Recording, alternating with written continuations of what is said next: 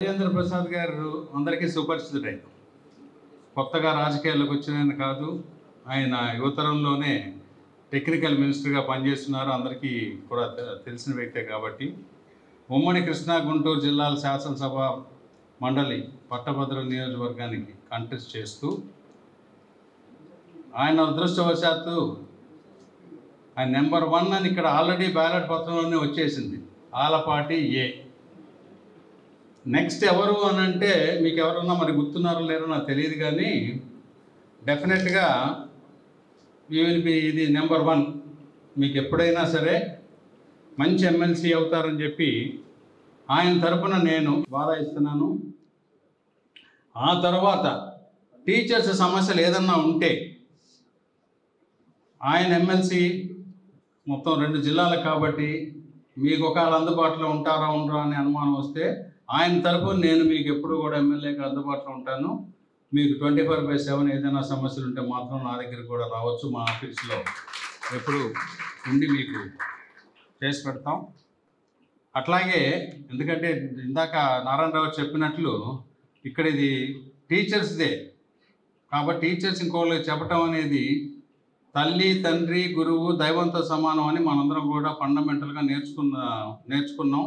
ఆ బ్యాక్గ్రౌండ్ నుంచి వచ్చిన వాళ్ళం కాబట్టి డెఫినెట్గా ప్రజాస్వామ్యంలో రాజనీతి ఏమిటంటే డెఫినెట్గా ఎవరు కంటెస్ట్ చేస్తుంటే వాళ్ళు మనం ప్రాధాన్యపడతాం, మాకు ఓటు వేయండి అని.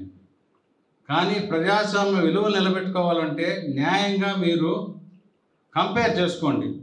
ఈ యొక్క వ్యక్తి యొక్క సమర్థత, సామర్థ్యం ఏంటి, యొక్క ఎక్స్పీరియన్స్ ఏమిటి చూసుకొని కంపేర్ చేసుకొని మీ మనస్ఫూర్తిగా ఎవరికి ఓటేయాలంటే వాళ్ళకే ఓటేయండి. డెఫినెట్గా నేను ఇప్పుడు రాజేంద్ర ప్రసాద్ గారు ఉన్న వాళ్ళ కంపేర్ చేసి అన్ని విధాల సరైన వ్యక్తి ఎమ్మెల్సీగా గెలవటానికి, అంటే ఆల్రెడీ గెలిచిపోయినట్లు అని అనటం కరెక్ట్ కాదు. గెలవటానికి ఆయనకున్న బ్యాక్గ్రౌండ్కి, ఆయనకున్న ఎక్స్పీరియన్స్తో డెఫినెట్గా మనకి టీచర్స్కి బాగా సేవ చేయగలరు. డెఫినెట్గా కౌన్సిల్లో కూడా బాగా గళం ఇప్పగలరు ఆయన, అందులో అనుమానమే లేదు. కాబట్టి మీరు రాజేంద్ర ప్రసాద్ గారు వర్సెస్ ఇంకోళ్ళని ఈ నియోజకవర్గంలో నేను కూడా అదే చెప్పాను. డెఫినెట్గా మీరు అందరూ ఎంతమంది ఈ నియోజకవర్గం సంబంధించిన వాళ్ళు తెలియదు, కానీ మీరు అందరూ ప్రతి ఒక్కళ్ళు ఓటేయడం వల్లనే 47,000 చిల్లర మెజార్టీ రావడం అనేది ఈ నియోజకవర్గ చరిత్రలో మొట్టమొదటిసారి. కానీ ప్రతిసారి అదే చెప్పేవాడిని, ప్రజాస్వామ్యంలో డెఫినెట్గా మీరు మనస్సాక్షికి మీకు ఏది కరెక్ట్ అనుకుంటే వాళ్ళకే ఓటేయండి.